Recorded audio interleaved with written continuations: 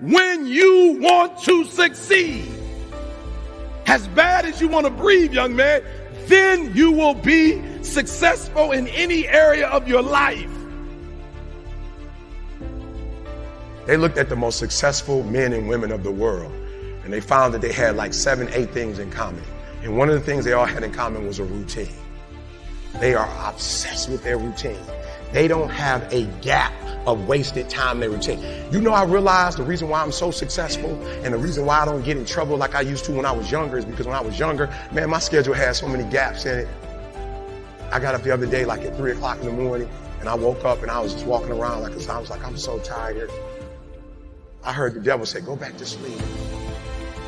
I was like, yeah, you're right. I should go back to sleep. I was like, bro, you want something? He's like, why you getting up this early? You already #1 in the world. You already #1 in the world, E. You already doing what you're supposed to be doing. And my body said, yo, E, what would you go back to sleep for? I said, I'm tired. My body said, you're not tired. I said, well, why would you say I'm not tired? He said, because you woke up without an alarm clock. You woke yourself up. So if you were tired, your body wouldn't let you get up. If you were tired, your body would make you sleep till 6. You got up, it's 3. What you don't want to do is the grind, but you're up. My body said, all you got to do is put your shoes on. That's the hardest thing you got to do. Yeah, put your shoes on and I'll do the rest. I can't put your shoes on for you, but put your shoes on and then just go. I met this individual, and that individual inquired, do you really want this? Is this something you really think you can do? And I said, absolutely. I'm ready. And to my surprise, they said to me, all right, Eric, if you're serious, meet me tomorrow morning, 4:30 a.m. at the beach. Now, I'll be honest with you guys. I'm thinking to myself, first of all, 4:30 in the morning is kind of, that's different, right? But he had that look in his eye that if you are serious, then meet me tomorrow, Eric. When I got to the spot, the mentor said to me, let's go out in the water. The guru grabs me by the back of my neck and he puts me under the water. And as the guru pushes my head in the water, he takes his leg and puts it around my leg so that I can't move. And he begins to press my head further down the water. And now I literally I'm holding my breath, and 10 seconds go by. 20 seconds go by, and I'm saying to myself in those 20 seconds, like, okay, he's playing. He's gonna let me go in a minute. 60 seconds, and just when I thought my life was over, boom, he pulls my head out of the water. You were underwater. What were you thinking about? Were you thinking about the basketball game or the football game? Were you thinking about your family? What were you thinking about? I said, to be honest with you, the only thing I was thinking about was breathing. He said, that's it, young man, that's it. When you go back and you begin this GED program, as you begin this endeavor to be an educator, that's it, that's it. I said, what's it? He said, you just said it. You said when you were underwater, there was only one thing you wanted to do. And what was that? Breathe. I said, breathe. He said, yes, when you want to succeed. As bad as you want to breathe, young man, then you will be successful in any area of your life. I say this to you. I never said when you want to succeed as bad as you want to eat. Because you can go 21 days, maybe 30 without eating. I never said when you want to succeed as bad as you want water. Because you can go about 3 days or so without it. I said when you want to succeed as bad as you want to breathe, you probably only got a minute or so. Then you'll be successful. You don't necessarily need better skills per se.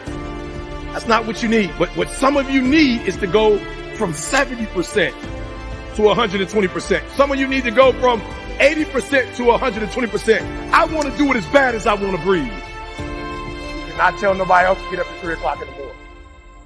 You can't tell nobody else how they need to grind. They grind look like they grind. You can't tell nobody, you need to get up early. Maybe they don't. Who knows? You know what you need to do. You can have a say for you. Listen to me. Pain is temporary. It may last for a minute or an hour or a day or even a year. But eventually it will subside and something else will take its place. If I quit, however, it will last forever. And the problem with most of you, you never felt no pain before. Y'all spoiled. Y'all spoiled. Some of y'all spoiled. Just bottom line. Your parents have done everything for you. You never had to do nothing for yourself. You're spoiled. We're going to keep it real tonight. Some of you are spoiled brats. Every time you ever got in trouble, somebody in your house got you out of it. You're going to have to grow up. And some of you have never learned to grow up. You get from being a loser, low self-esteem, doubt, and fear. When you can find your way on this side, guys, it's sweeter on this side. You know what's so funny? We want people to make guarantees to us, but we're not willing to make guarantees to ourselves. And so every time something get hard, you quit, you call mama. I dare you to take a little pain. I dare you. I dare you not to go home. Somebody said, I don't go home, I feel bad. Go through it. You ain't gonna die. At the end of pain is success. You're not gonna die because you're feeling a little pain. I'm not eating like I eat at home. That's why you're about to go to the next level. Because if you keep eating like you ate at home, you will keep being a boy or a girl. It's time to become man, woman. You don't necessarily need better skills per se.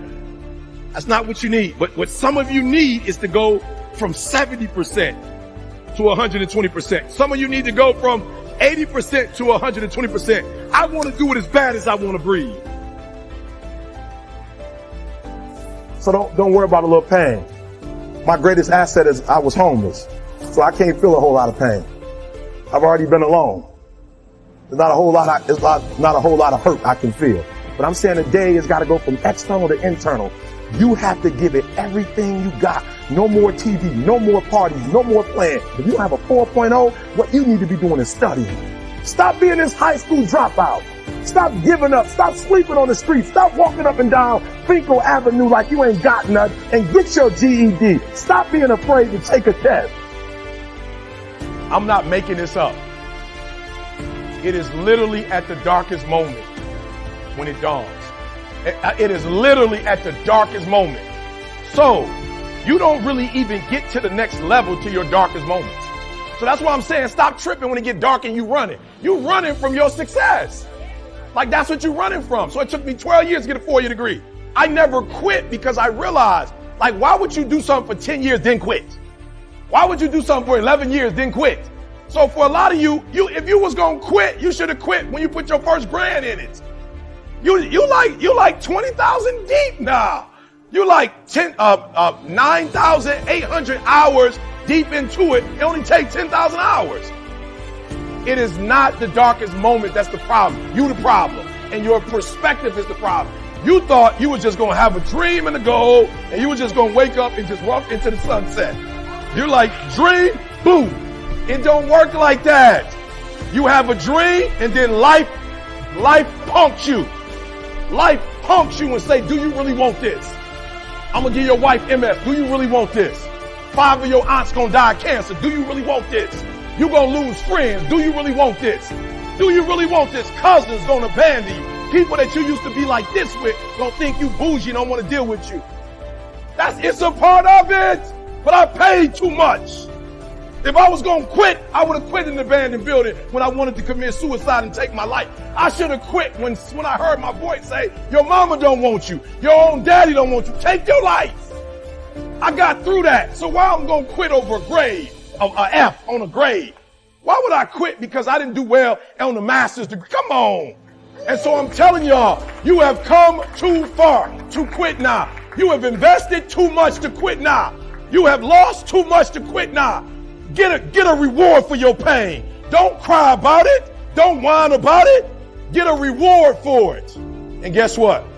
People rock with me because I know what you've been through and I didn't quit. I know what you've been through and I didn't stop. I know what you've been through and I didn't whine. You know what I did? I got my reward for it. And not only did I get a reward for it, my wife got a reward for it. My kids got a reward for it. They're going to live a different life because of what I went through. And had I quit, I would have been just like my father who left me with nothing. I'd have been just like my grandfather who quit. Take quitting out your vocabulary. Take it out. Cry if you must. Rest if you must. Rest. And it's a lot. You're not alone. It's a whole bunch of us here. Get a reward for your pain. I was able to not only change my life, I was able to change the world.